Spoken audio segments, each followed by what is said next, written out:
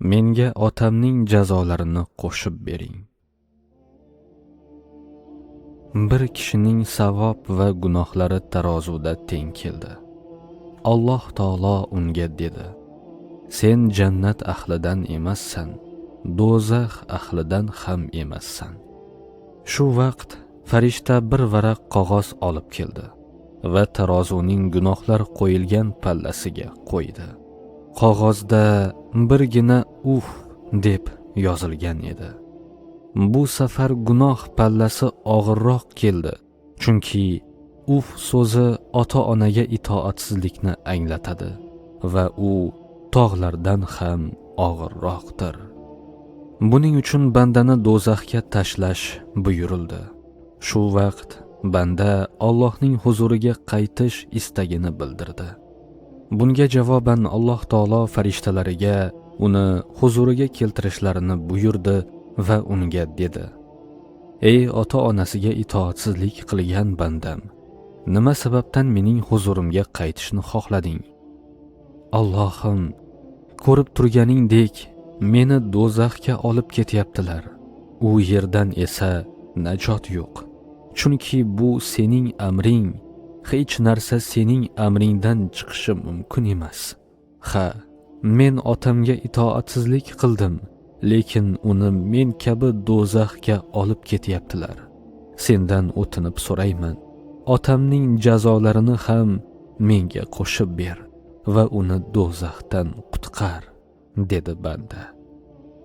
Alloh taolo javob berdi: sen dunyo hayotida otangga itoatsizlik qilding, oxiratda esa unga yaxshilik qilmoqchisan.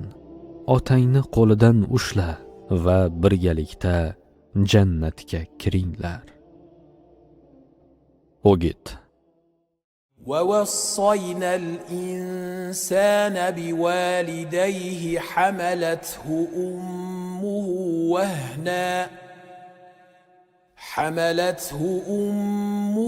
وهنا على وهن وفصاله في عامين أن اشكر لي ولوالديك إلي المصير.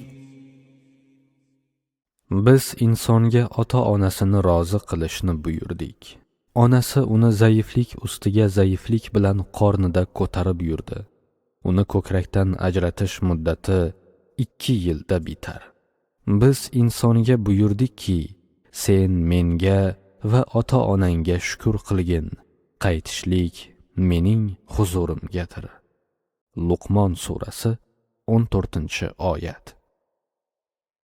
وقضى ربك ألا تعبدوا إلا إياه وبالوالدين إحسانا إما يبلغن عندك الكبر أحدهما أو كلاهما فلا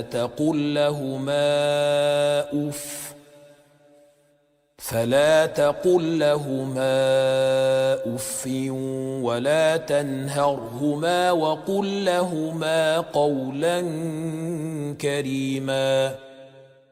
Robbingiz uning o'zigagina ibodat qilishingizni hamda ota-onaga yaxshilik qilishni amr etdi.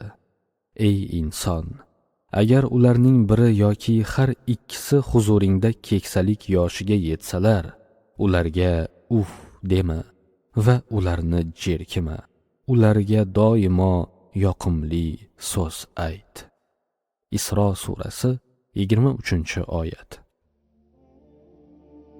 Islom dinida ota-onaga itoat qilish farz hisoblanadi.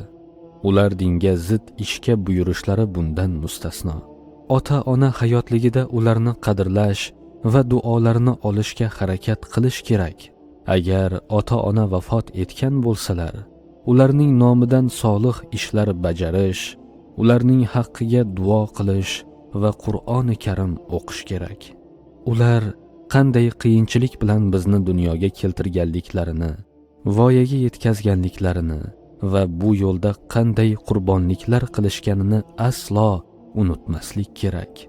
otasining gunohlarini o'z bo'yniga olmoqchi bo'lgan farzandni Alloh taolo o'z rahmatiga musharraf etdi.